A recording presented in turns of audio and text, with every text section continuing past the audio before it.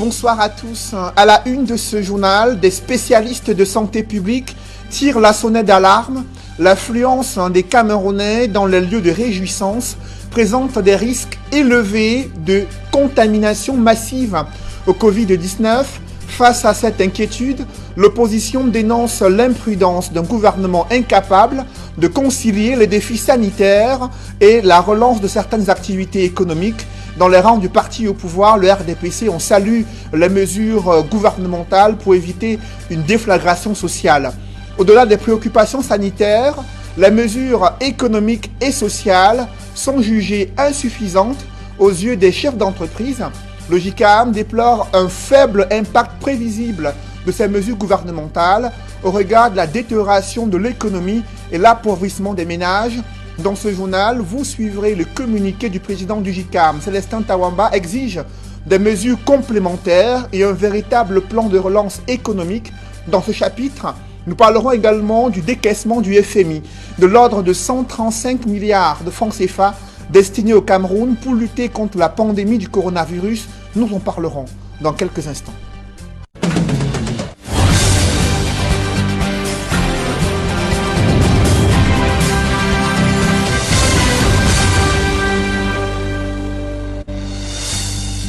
Merci de suivre cette édition complète de l'information sur Equinox Télévision. C'était un week-end bien arrosé du coronavirus au Cameroun.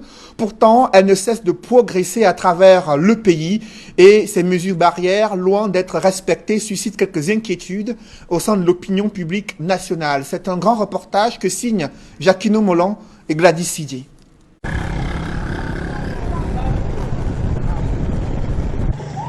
Le département du Mungo renoue avec l'ambiance de nuit dans les débits de boissons et autres snack-bars. Des personnes pratiquement déchaînées se défoulent sur la piste de danse. Les tables sont inondées de bouteilles de bière. L'on célèbre la levée de la mesure gouvernementale. C'est surtout sans se soucier du coronavirus qui est toujours pourtant présent. Pas de masque de protection. Les uns et les autres sont entassés en toute inconscience et insouciance. Tout va bien. C'est du moins ce que répètent ces fêtards qui ont pratiquement l'impression d'avoir été libérés d'une prison. À ce moment, nous sommes plus que les prisonniers. Depuis qu'on a dit que aujourd'hui, tout a prouvé que le ministre a dit que tout est ouvert. Et c'est on a dit la maladie existe. Je crois. Comme on a dit, mais moi, il n'est pas on était bien gênés, bon, c'était plus que la prison même. Parce que nous sommes les gens de dehors. Sans bière, moi je ne peux pas vivre. Au lieu qu'on annule la bière, je préfère mourir. Le Premier ministre a dit que les gens peuvent ouvrir jusqu'à minuit. Ça veut dire que s'il a donné l'ordre, ça veut dire que tout va déjà bien. Si l'on reconnaît que ce n'est pas clairement le message qui a été véhiculé par le Premier ministre, reste que les Camerounais l'ont perçu, chacun à sa façon, balayant d'un revers de la main les mesures barrières. Quand je veux boire, je baisse mon masque, je prends ma bouteille de bière avec les mains désinfectées. Je consomme, je dépose et je remonte mon masque. Ne sommes pas surpris que demain on dise que ce qu'on avait dit hier, que c'est en train de diminuer, que ça continue sûrement à augmenter encore parce que rien que pour la journée du 1er merci. Que tout le monde dise que le ministre a levé la sentence, chacun s'est laissé aller, donc vraiment on attend au pire. Les mesures prises vraiment par le Premier ministre peuvent être en quelque sorte un piège pour les Camerounais. Et les Camerounais se baladent chacun dans la rue comme il veut, sans les cache-nez. Côté commerçants et autres acteurs de la nuit, les entrées sont plus conséquentes. Maintenant, ça va un peu mieux parce que les choses ont commencé à bouger le plus tôt. Et beaucoup de Camerounais, c'est comme si chacun attendait ce moment. Depuis l'autre jour que le Premier ministre a délaissé, les gens sont à l'aise. Pour la production, ça est en train de prendre. Mais ça n'a pas encore atteint le top niveau qu'on avait auparavant. Papa, nous sommes à l'aise maintenant. On nous a bien dérangé à nous, pour moi on est un peu à l'aise. On était comme les bandits ici là. Maintenant ça va un peu mieux. Parce qu'avant le mango fermait à 18h là. Où on venait seulement s'asseoir comme ça. Avant le soir, que tu n'as même pas 5 clients. Mais actuellement, il y a quand même le changement. L'ouverture du Premier ministre, même le travail a changé dès le vendredi où j'étais dehors. Bon, j'ai quand même travaillé, j'ai eu quand même un peu un revenu par rapport aux semaines qui se passaient là. Bon. Cette mesure-là nous est vraiment soulagée parce que avant la levée de cette sanction, on garait désormais à 18 heures. Dans le département du Mungo, comme dans le reste du pays, les Camerounais continuent de célébrer la levée de la mesure portant fermeture des bars et autres au-delà de 18 heures. Les autorités appellent toutefois à la responsabilité individuelle dans la lutte contre le coronavirus qui continue sa progression et qui a déjà infecté plus de 2000 personnes au Cameroun, de sources officielles. Des médecins de santé publique critiquent cette levée des restrictions appliquées dans les secteurs de la restauration, de l'hôtellerie et surtout du divertissement. Pour eux, l'affluence des Camerounais dans ces lieux de réjouissance présente un risque élevé de transmission communautaire du Covid-19. Ils auraient aimé que le gouvernement procède par un assouplissement progressif dans le secteur de la restauration et du divertissement afin de protéger les Camerounais et soutenir les différents secteurs d'activité économique. Reportage Nadine Yambou et Séverin Tchouban. Sur ces images prises dans le département du Mungo au lendemain de la levée des mesures de restriction appliquées aux snack-bars, débits de boissons et autres espaces de loisirs, des jeunes et moins jeunes agglutinés pour consommer. Une ambiance de fête à haut risque d'après des médecins de santé publique. Vous voyez, on est en situation où vous ne pouvez pas dire à 100% que ça va créer une augmentation des cas. Mais vous ne pouvez pas non plus dire que ça ne va pas créer une augmentation des cas. C'est le risque qu'il faut regarder. On peut regarder le risque. Le risque, c'est le développement des nouvelles pathologies qu'on va voir, parce que le déconfinement n'est pas sans conséquence. Mais juste en regardant le risque, il y a un peu de légèreté dans l'action qu'on a posée. Le risque de contamination est d'autant plus élevé que les Camerounais qui fréquentent ces snack-bars et boîtes de nuit sont généralement sans masque, exposant de ce fait leurs proches. Les gens sont habitués à ce mode de vie. C'est une question de culture. Je peux vous garantir qu'il y a beaucoup, c'est par naïveté. Personne ne veut mourir, mais il y a une naïveté qui est encouragée par ceux qui sont censés guider les gens. Au niveau des Camerounais, il y a une part de responsabilité. C'est eux qui se comportent de la manière dont on décrit, certes. Mais il faut quelqu'un pour les aider dans ça. Qui va remettre de l'ordre? À supposer que tous les Camerounais décident d'aller dormir au bar jusqu'au matin. Qui va venir leur dire que ça ne va pas? C'est le gouvernement, c'est bien l'autorité publique. Si le gouvernement explique vouloir alléger l'impact économique de ces mesures sur les entreprises du secteur privé, les spécialistes de la santé estiment que cet assouplissement aurait pu se faire de façon progressive et non brutale. Les gens qui ont été dans un style de vie sédentaire pendant 1 mois et plus ne peuvent pas subitement se jeter dans un rythme de vie qui va à 100 à l'heure. Il faut un rythme progressif qui va être mesuré par rapport aux activités essentielles de la société. Le déconfinement aurait pu se faire de façon progressive en ouvrant les activités essentielles dont je ne pense pas que les bars font partie. Et même si on devait arriver au bar, il fallait être à mesure de définir à quelle heure on peut ouvrir d'abord et à quelle heure ça ferme. Parce que ça, on n'ouvre pas les bars à la volée. Avec cette pandémie du coronavirus, des médecins de santé publique appellent le gouvernement à tirer les leçons de cette situation en revoyant sa stratégie nationale de gestion des épidémies et pandémies. L'objectif ici est d'éduquer les populations sur les comportements et attitudes à adopter en cas de survenue d'une crise sanitaire. Cet assouplissement des mesures de restriction sans véritable communication ciblée vers les différents secteurs d'activité continue de susciter un débat au sein de l'opinion publique nationale. D'aucuns estiment que le gouvernement n'a pas à mesurer les risques auxquels la population est exposée au regard de la présence de cette pandémie du coronavirus. D'autres soutiennent qu'il y avait un défi important lié à la reprise des activités économiques dans certains secteurs d'activité impactés par cette pandémie. Je vous propose de suivre l'analyse signée Guy Zogo. Faut-il conclure que le gouvernement vient de commettre une bourde monumentale en levant les restrictions liées au Covid-19, notamment dans le fonctionnement des bars et ventes à emporter? Certainement, oui, si l'on s'en tient à l'effet que cette décision provoque auprès de nombre de Camerounais. Ceux-ci, pour la plupart, en sont à considérer que le Covid-19 n'est plus qu'un mauvais souvenir, quand d'autres affirment mordicus que cette pandémie n'existe pas. Conséquence, dans les estaminets, les disciples de Bacchus ont repris avec frénésie leur bacchanal sans aucune protection, y compris dans la rue. Désormais, très peu de personnes se couvrent le nez et la bouche avec un masque. Pourtant, le gouvernement ne dispose d'aucun argument fiable qui lui permette d'opter pour la réouverture des bars au-delà de 18 heures. En premier, le nombre de cas confirmés de Covid-19 n'a pas arrêté d'aller crescendo, soit 2077 personnes infectées pour 64 décès à ce jour.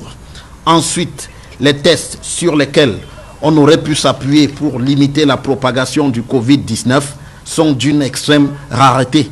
À l'heure actuelle, malgré le don de 20 000 tests du milliardaire chinois Jack Ma en fin mars, très peu de personnes ont pu être effectivement testées. En avril, le ministre de la Santé publique annonçait en effet que 8 066 ménages, soit 6 198 personnes, avaient été soumises à un test à Douala. Depuis lors, plus rien, et pas même les résultats de ces tests n'ont été rendus publics. De la sorte, seules près de 9 000 personnes ont été testées au Cameroun. Rien dans ce bilan bien maigre n'autorisait donc le gouvernement à lever les restrictions liées au Covid-19, sauf bien sûr à le faire en considérant que la situation est la même pour l'élite qui ne fréquente pas les bars et la majorité du peuple qui y va pourtant. À moins qu'il ait aussi opté de se dire qu'il vaut mieux laisser les Camerounais se bercer d'illusions sur le Covid-19 en se saoulant la gueule. Dans les deux cas, c'est une attitude irresponsable. Et comment réagit la classe politique à la suite de l'annonce de la levée de ces mesures de restriction? L'opposition déplore l'imprudence des pouvoirs publics incapables de concilier un plan de repos sanitaire et la relance de certaines activités économiques. Dans les rangs du RDPC, on soutient les mesures gouvernementales, estimant qu'elles sont salutaires pour l'économie et la société. Le regard croisé de l'opposition, notamment le MRC et le RDPC, sur le plateau droit de réponse, c'est à suivre dans ce reportage signé Flavien Valondongo. Le geste semble plutôt étonnant pour le grand public qui cherche la solution contre le Covid-19. Le don en matériel de protection contre la pandémie offert au gouvernement par le professeur Maurice Kamto a été ignoré par le patron de la santé publique. Les experts disent qu'aujourd'hui, une seule personne malade peut contaminer 3 à 4 personnes. Et vous refusez 950 kits.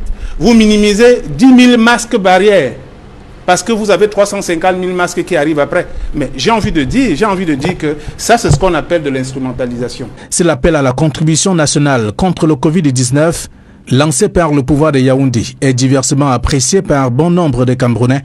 Les militants du RDPC estiment que toute contribution venant du MRC dérange. Ok, on a besoin des kits, mais si ce n'est qu'une affaire simple j'allais dire technique, logistique, mais changer de papier en tête, aller donner et remettez, et le personnel médical recevra son don.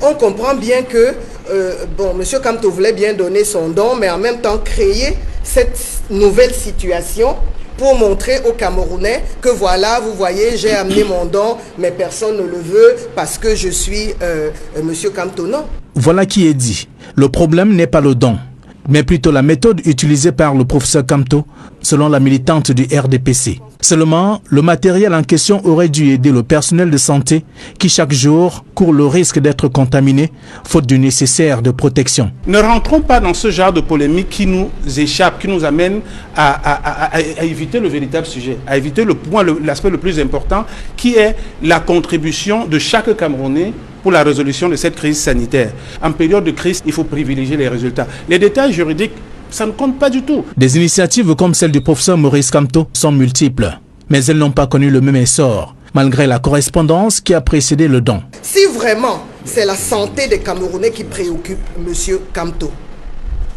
il se conforme sans qu'il y ait la référence à cette association. Il envoie son don et je pense que son don est la bienvenue. Pour le militant du MRC et allié, C'est plutôt un scandale de refuser un matériel de protection de vie, surtout que le virus ne tient pas compte des appartenances politiques, religieuses ou ethniques. Après avoir refusé ce don en matériel venant du professeur Maurice Kamto, le gouvernement vient de s'octroyer un matériel médical venant du PNUD et la Banque mondiale, composé de respirateurs, thermoflash, masques et autres équipements destinés au personnel médical, évalués à une hauteur de 3 milliards de francs CFA. Des détails avec Rodrigue Gassi et Ike Cyril. La signature des documents, puis la remise solennelle au ministre de la Santé publique pour matérialiser l'acquisition par le Cameroun d'un stock d'équipements destinés à la prise en charge des malades du coronavirus. Nous remettons par le biais du PNUD, à qui le gouvernement a fait confiance pour nous demander d'apporter ces équipements, et avec le soutien financier de la Banque mondiale et du Fonds mondial, un premier lot d'équipements qui vont aider à renforcer le système de santé pour faire face à la crise. Il s'agit en réalité de 2400 thermoflash, 120 respirateurs et près d'1 million de masques. Une commande du Cameroun financée à hauteur de 6 millions de dollars US, environ 3 milliards de francs CFA, grâce à la coopération avec le PNUD et la Banque mondiale. Nous avons pu dégager des enveloppes financières à travers des réallocations des fonds qui étaient destinés à la mise en œuvre du projet de renforcement de la performance du système de santé pour cette urgence. Et cet équipement est en partie financé donc par ces réallocations de fonds qu'on appelle les fonds de la SORC, de la composante SORC, pour un montant de 6 millions de dollars américains. Il n'y aura pas de répit, fait savoir le ministre de la Santé publique. Le matériel acquis sera immédiatement mis à la disposition des formations sanitaires. Nous avons un ensemble de matériel qui vont être tout de suite, je tiens à le préciser, tout de suite être dispatché sur l'ensemble du territoire. Notre objectif, c'est la protection du personnel de santé. Et cette protection du personnel de santé ne concerne pas que ceux qui sont en charge. Ça concerne également le personnel de laboratoire, ça concerne les personnels d'accueil qui sont au contact du malade, parce que c'est eux qui évaluent, n'est-ce pas, le malade. Ça concerne le système de gestion d'incidents sur le plan régional qui va, n'est-ce pas, en termes des investigations, qui va au contact de la population. Le gouvernement affirme que la protection du personnel de santé fait désormais partie de ses priorités. Le matériel acquis, dit-on, n'est que le début d'une longue série. La Banque mondiale annonce d'autres packages d'environ 29 et 7 millions de dollars. Cet équipement. Bien loin de Yaoundé, l'archevêque métropolitain de Douala n'a pas caché son intérêt pour bénéficier d'un appui de l'initiative Survie Cameroun, et ce don a été porté par le bâtonnier Yondo Black à l'archidiocèse de Douala. Et à cette occasion, l'archevêque métropolitain de Douala, Monseigneur Samuel Kleda, a tenu à faire une mise au point sur la controverse autour de la composition de son traitement administré aux patients atteints du Covid-19. Des précisions avec Equa Claude et Jean-Paul Chouniat. Recevant les dons de Survie Cameroun, Survival Initiative, pour lutter contre le coronavirus, Monseigneur Samuel Kleda dément l'information circulant sur les réseaux sociaux, selon laquelle le prélat herboriste a rendu public la composition des plantes guérissant le Covid-19. Je n'ai jamais mis sur le réseau une recette à base de plantes pour soigner le coronavirus, que ça soit clair pour tout le monde. C'est une responsabilité grave. Le serviteur de Dieu met surtout en garde tous ceux qui, sur la base des fausses recettes, courront le risque de s'empoisonner en consommant une mixture de racines et feuilles mortelles. Si je tiens à faire connaître les plantes que j'utilise, je le ferai de manière forte, mais bien étudiée, pour que les gens... Et d'ailleurs, ça ne sera pas à la portée de tout le monde. Parce qu'il faut savoir identifier les plantes avant de les utiliser et de les connaître. Disponible dans 3 formations sanitaires catholiques. L'hôpital Albert le Grand de Bonabéry, Notre-Dame de l'Amour de leurs Pommes et Saint-Paul de Nilon. Le remède contre le Covid-19 est gratuit. Les produits ne se trouvent que dans ces formations sanitaires. Si quelqu'un va chercher le produit ailleurs, ce n'est pas le produit que je fabrique.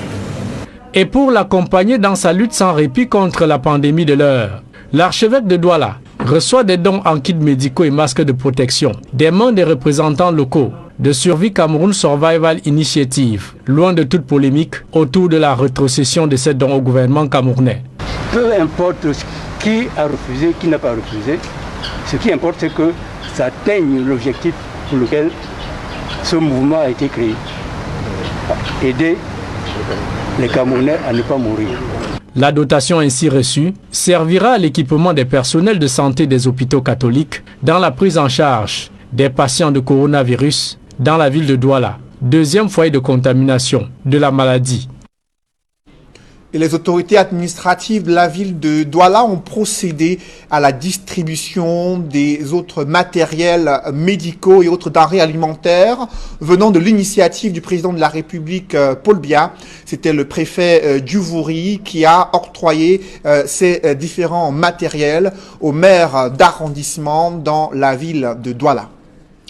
Évoquons à présent un autre risque encore négligé dans les hôpitaux publics, c'est le risque d'augmentation du nombre de décès liés aux maladies autres que celles du coronavirus. Il y a de moins en moins de consultations et sollicitations des soins médicaux pour d'autres pathologies. Cette baisse drastique des patients est due aux craintes des Camerounais d'être contaminés au Covid-19. Pourtant, il n'y a aucune communication de proximité afin de les rassurer sur les mesures prises dans les hôpitaux publics agréés Covid-19. Quel en est l'impact sur le taux de fréquentation et la trésorerie de ces hôpitaux publics? C'est une enquête signée François Dikoumé et Donald Brice Kamgan. Une journée de lundi à l'hôpital Kentidi de Douala. En temps normal, les services dédiés aux soins ordinaires sont quasiment saturés. Fait inédit, l'enceinte de la formation sanitaire est clairsemée. Les populations considèrent que l'hôpital est un lieu à haut risque de contamination Covid-19. L'hôpital Kentidi de Douala est le point focal régional de la lutte contre le coronavirus. Ici plus qu'ailleurs, le niveau d'affluence est nettement en baisse. L'administration hospitalière parle d'une diminution de la fréquentation de l'ordre de plus de 80%. Les services de pédiatrie, de la maternité, de la prise en charge des drépanocytaires ou encore de l'hypertension artérielle sont quasiment vides. Une saison de vaches maigres en dépit des aménagements spéciaux opérés au sein de l'hôpital afin de rassurer les usagers. Nous avons sur le plan spatial délimité un cordon tout autour des bâtiments d'hospitalisation de Covid-19 qui n'est pas accessible à tout un chacun. Et nous avons le reste de l'hôpital qui est dédié aux hospitalisations non Covid.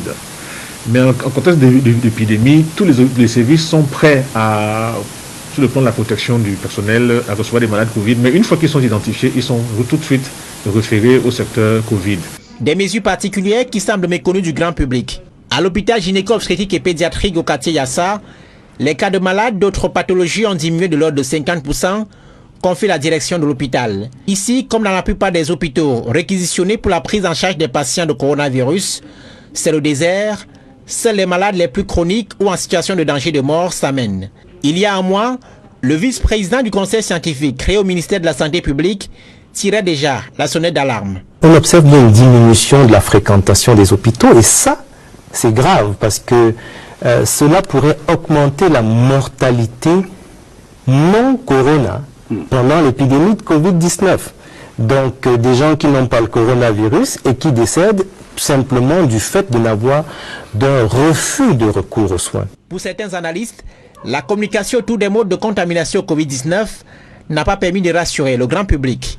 Des correctifs doivent être urgemment apportés afin d'éloigner la psychose. On donnait l'impression qu'il suffit d'être dans la même pièce, même si le porteur de coronavirus se trouve à 5 ou 10 mètres de vous, il suffit d'être dans la même pièce pour être contaminé.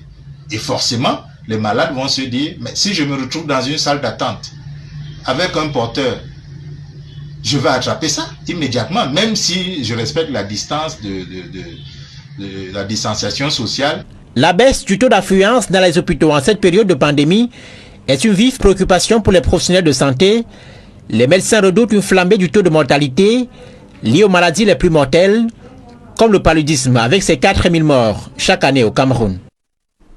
Dans le reste de l'actualité, après l'annonce des mesures économiques et sociales pour soulager les secteurs durement impactés par la crise sanitaire, le conseil d'administration du JICAM s'est réuni en session extraordinaire le 1er mai 2020.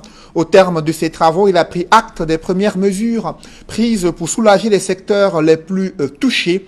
Et dans un communiqué rendu public ce jour, le président du JICAM, Célestin Tawamba, déplore l'absence des mesures douanières, de remboursement de la dette intérieure et la non-mobilisation des leviers bancaires. Le groupement interpatronal du Cameroun relève le faible impact prévisible de ces mesures gouvernementales au regard de la dégradation de l'économie. Pour Célestin Tawamba, la préoccupation majeure du JICAM, c'est l'absence des mesures structurelles visant à soutenir la trésorerie des entreprises durement éprouvées et un véritable plan de relance des activités économiques. Selon ce communiqué, l'efficacité des premières mesures prises par le gouvernement ne sera effective qu'avec la mise en place des dispositifs de relance économique alliant des politiques budgétaires, monétaires et financières, ainsi que des politiques de soutien aux entreprises et aux ménages. À cet effet, je vous propose d'écouter le secrétaire exécutif du groupement interpatronal du Cameroun, Alain Blaise Batongué, revient sur les exigences du JICAM qui soient des mesures complémentaires pour sauver la santé des entreprises et un véritable plan de relance économique dans ce contexte de crise sanitaire. Je vous propose de l'écouter. Réjouir de la décision prise par le Premier ministre sur le solde des crédits de TVA, qui va quand même permettre de renflouer la trésorerie de plusieurs entreprises. Mais dans le même temps, on regrette qu'il n'y ait pas eu de mesures douanières et surtout qu'on n'ait pas évoqué la dette intérieure de nos entreprises qui s'élève aujourd'hui à plusieurs centaines de milliards et enfin qu'on n'ait pas parlé de la non-mobilisation des leviers bancaires.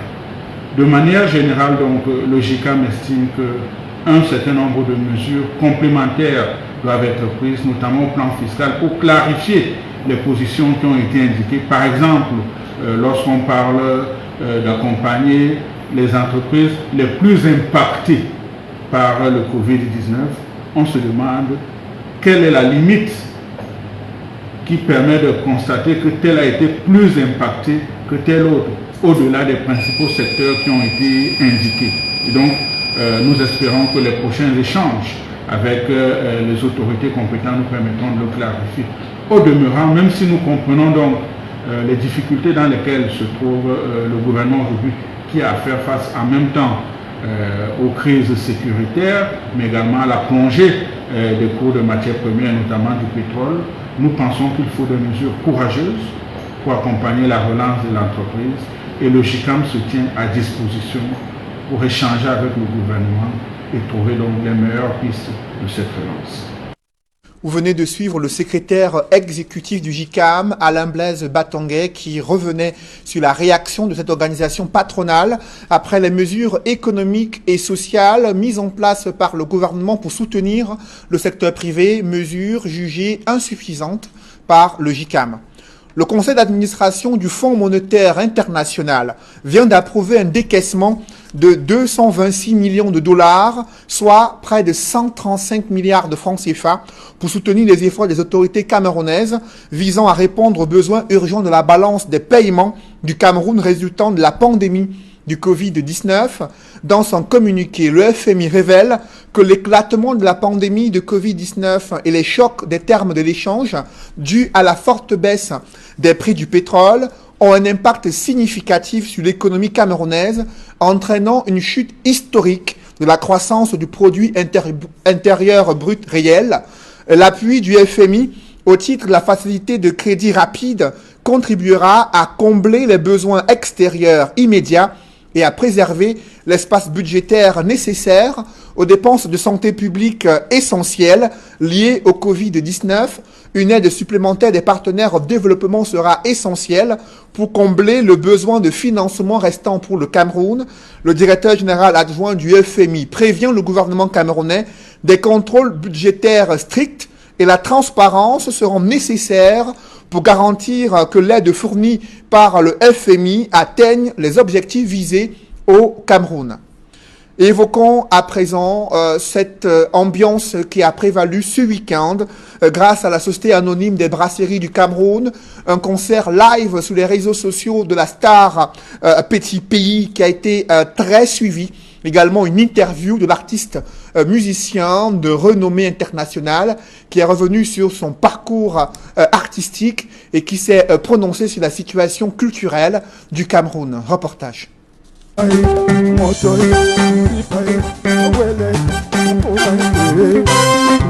Près d'une vingtaine de pays à travers le monde connectés sur la toile.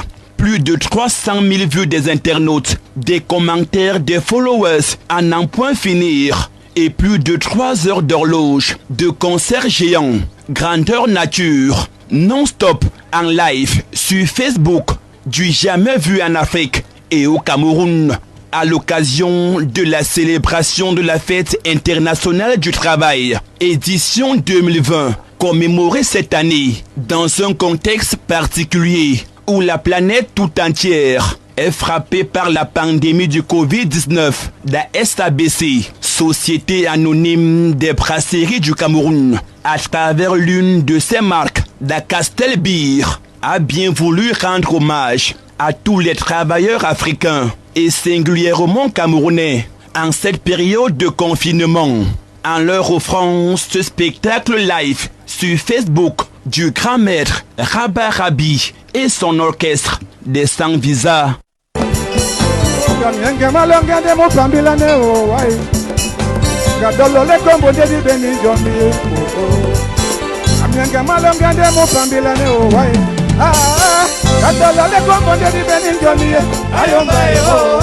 Dans cet espace féerique du ranch, dans son jardin d'Éden, à Bomono, zone périphérique de Douala, malgré son handicap, le tenant du titre, depuis 87, Petit Pays a déroulé aux nombreux mélomanes connectés, des titres à succès, triés sur le volet, dans sa riche discographie musicale.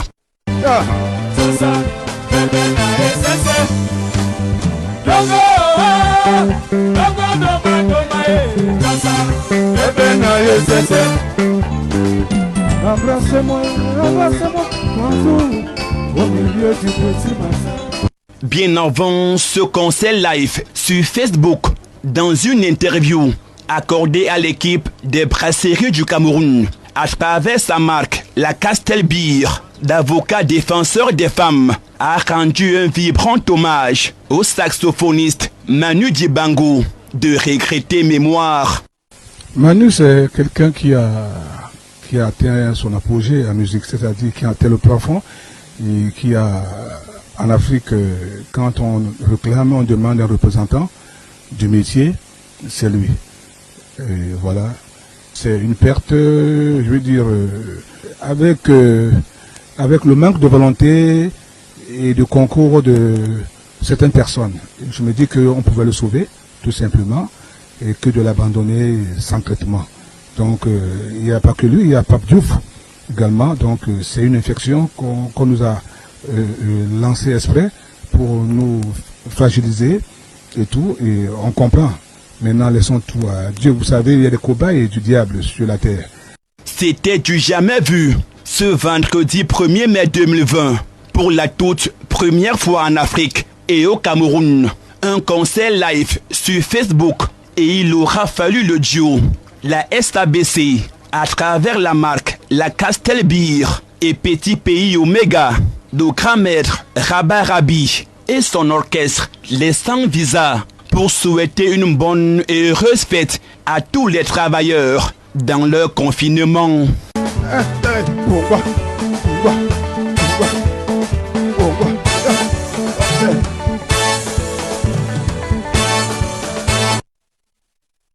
Et précisons que le point sur l'évolution de la pandémie du coronavirus a été fait ce jour.